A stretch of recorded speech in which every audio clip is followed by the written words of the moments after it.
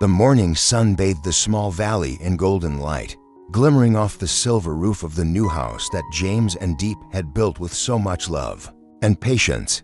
The place was quiet, surrounded by green fields and a soft breeze that carried the scent of wet earth and wildflowers. It was their dream home, modest but full of warmth, where laughter could echo freely and where every corner told a story of shared effort and hope. Diep stood by the window, her hair catching the sunlight as she watched James fix a few last touches on the wooden fence. He looked up and smiled at her, that calm, gentle smile she had fallen in love with, the one that always made her feel safe. "We finally did it," he said, brushing the dust off his hands. "Our own home." Diep walked outside, her bare feet brushing against the cool grass. She looked around, her eyes glowing with pride. "It feels like a new beginning," she whispered. "No more renting, no more moving around, just us." James nodded and wrapped his arm around her shoulders. "And I promise I'll make sure this house always stands strong. It will be our shelter, no matter what comes." But even as he spoke, a faint sound rumbled from afar, the low growl of thunder. The sky, once clear and blue, began to shift. Clouds gathered slowly, thickening like smoke over the horizon. Diep turned to look at them, her smile fading a little. "The news said there's a storm coming," she murmured. "Just a tropical storm," James said lightly, trying to keep her calm. "It'll pass by tomorrow." That evening, they shared dinner by candlelight. The radio murmured in the background, warning of storm BUALOI forming rapidly over the sea. The wind outside picked up, rattling the windows slightly. James turned the volume down. "They always exaggerate," he said with a soft chuckle. But Diep wasn't so sure. She remembered the way the air felt, too heavy, too still. Nature had a way of whispering its warnings. Before going to bed, she walked to the porch and stared at the dark sky, streaked with distant flashes of lightning. The first drops of rain fell, cool and uncertain. Inside, James wrapped his arms around her. "Come in," he said gently. "You'll catch a cold." She looked at him and nodded, resting her head on his chest as thunder rolled in the distance. Neither of them spoke. Somewhere deep inside, both felt at the unease, the quiet before chaos. That night, as they fell asleep, the wind began to howl. The trees swayed violently, raindrops drummed harder on the roof, and the sound of the storm grew nearer, creeping across the valley like a beast awakening. In the middle of the night, Diep woke up to a sudden crash outside. The power was out. The only light came from brief flashes of lightning, illuminating James's face as he rushed to the window. What he saw made his blood run cold, water already pooling at the edge of the garden, rising fast. He turned to Diep, voice trembling. "It's not just a storm anymore," he said. "It's the flood." And at that moment, as thunder split the sky, their new beginning turned into a fight for survival. Rain hammered against the windows like a thousand fists, and the wind screamed through the cracks of the new house. The once gentle breeze had turned into a furious storm, howling as if the mountains themselves were crying. James grabbed a flashlight, its trembling beam cutting through the darkness. "We need to move the car to higher ground," he shouted over the roar of the rain. Diep clutched his arm, her voice breaking. "Don't go out there. It's too dangerous." But James shook his head. "If the car floods, we'll have no way out later." He forced open the door, and a gust of wind nearly tore it from his hands. The rain was blinding, stinging his face like shards of glass. He ran into the downpour, his feet sinking into the muddy yard as water rushed past his ankles. Inside, Diep stood frozen, the floor already slick with rainwater seeping under the door. The power was gone, and the only sounds were thunder and the terrifying crash of falling branches. She gathered what she could: a few clothes, the phone, a small photo of the two of them on the day the house was finished. Her fingers shook as she placed the photo in a plastic bag and held it close to her chest. James returned minutes later, soaked and shivering. "The road's already gone," he gasped. "We can't drive anywhere." He pushed furniture against the doors, trying to block the water, but it was useless. The flood was coming faster than either of them imagined. The ground beneath them trembled, A deep rumble echoed through the valley, the sound of water breaking loose from the nearby river. Diep looked at James, her eyes wide with fear. "James, it's coming here." He grabbed her hand. Upstairs. Now, they ran up the staircase, each step splashing under their feet. The first floor was already half submerged, the furniture floating aimlessly. James pulled the curtains aside and looked out through the window. What had been their garden was now a swirling, brown torrent. The wooden fence he had built that morning was gone. Diep collapsed by the window, tears mixing with rain. "Our house, everything we worked for." James knelt beside her, cupping her face in his hands. "Listen to me. None of that matters. You matter. As long as we're alive, we can start again." A sudden crash shook the house. The water smashed through a sidewall, and the entire structure groaned under the pressure. James pulled Diep to her feet. "We have to get to the roof." They climbed higher, through the attic, pushing open a small hatch that led outside. The storm greeted them with a violent roar.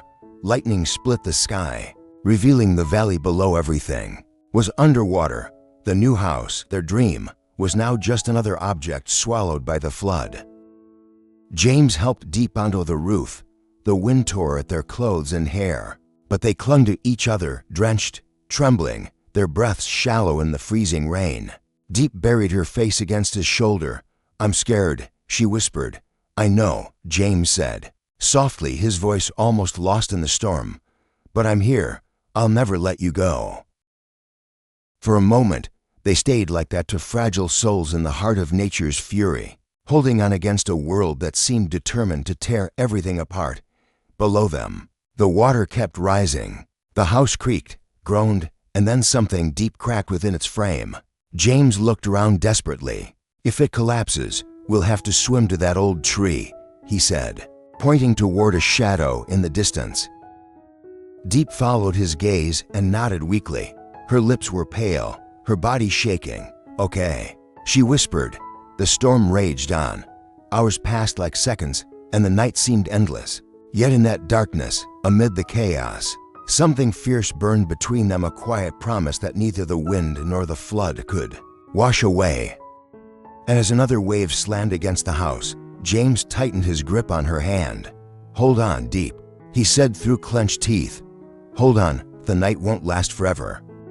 The night felt endless. The rain had no mercy. It fell in thick, punishing sheets that blurred the world into chaos.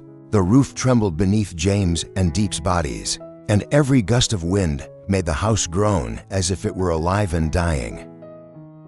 James pressed his arm around Diep, shielding her from the cold rain. Her lips were blue, her hands trembling uncontrollably. "You're freezing," he murmured, trying to keep her close. But the wind was cruel. It snatched away their warmth and replaced it with fear. "James," Diep whispered, her voice shaking, "how long will this storm last?" He looked toward the horizon. There was no end, only blackness. "Until morning," he said, though he didn't truly believe it. Suddenly, a sharp cracking sound echoed beneath them. James turned in horror. A section of the roof had split open. The water below surged up violently, slamming against the walls. Without thinking, he grabbed Diep's hand. "We have to move to the other side."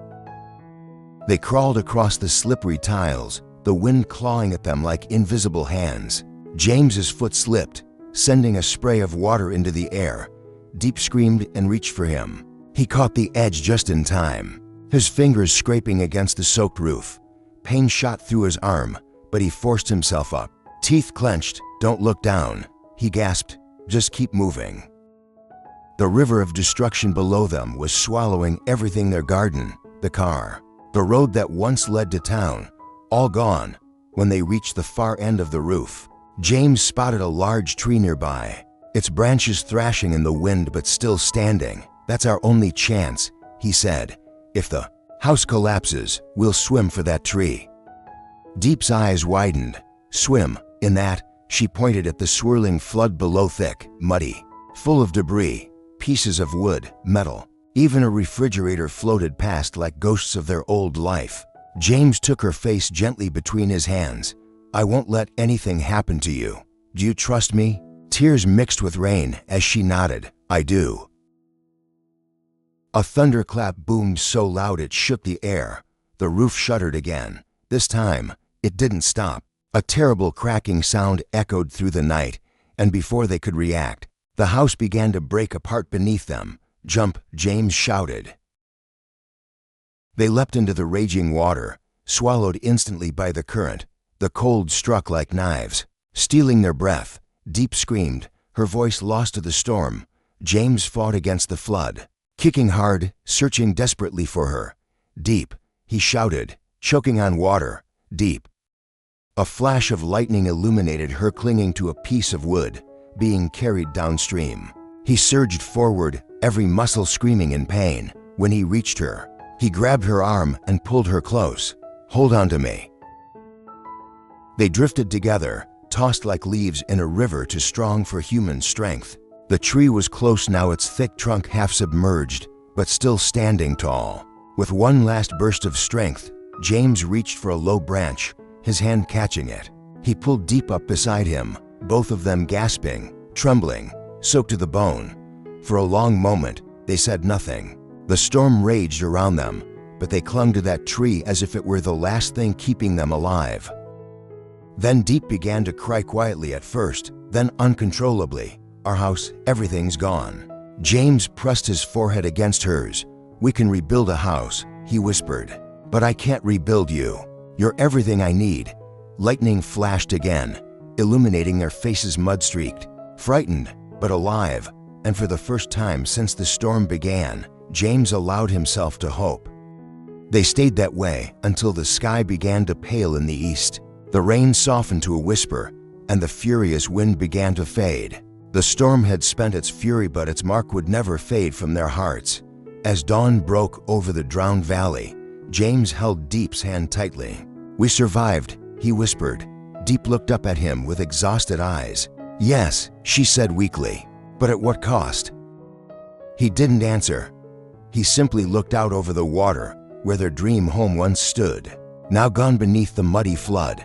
In that moment, James knew that the world could take everything from them, except the love that had endured through the storm. When the storm finally passed, silence returned, heavy and strange. The valley lay beneath a pale morning sky, drowned and broken. Trees leaned sideways. Roofs floated in muddy water, and what once was home was now a memory.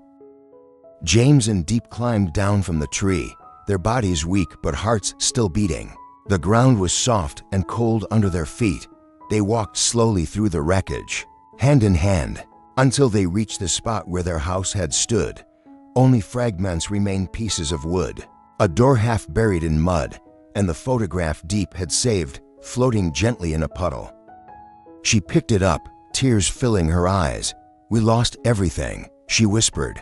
James looked at her, then at the rising sun breaking through the gray clouds. "Not everything," he said quietly. "We still have each other." Diep leaned into his chest, feeling the steady beat of his heart, proof that love had survived even when the world had not. Around them, the flood began to recede, leaving behind ruin but also the promise of beginning again. And as they stood amid the silence of the aftermath, James tightened his arm around her shoulders and murmured, "We'll build again, stronger this time." Diep nodded softly. "Together," she said. The storm had taken their home, but it could not take their hope. And in that fragile dawn, amid the wreckage and the mud, hope was enough. The story of James and Diep reminds us that life can change in a single moment. No matter how strong or secure we think we are, nature and fate can take everything away: our possessions, our plans, even the things we built with love and effort. But what truly matters is not what we lose, it is what remains. Through the storm, James and Diep discovered the real meaning of strength, love, courage, and unity. Their new house was destroyed, yet their bond survived, stronger than before. The flood tested them, but it also revealed what was most precious: the human heart's ability to endure, to rebuild, and to hope again. The lesson is simple but powerful. Material things can be rebuilt, but love and faith must be protected. Even when everything seems lost, if the hearts stay together, there is always a way forward.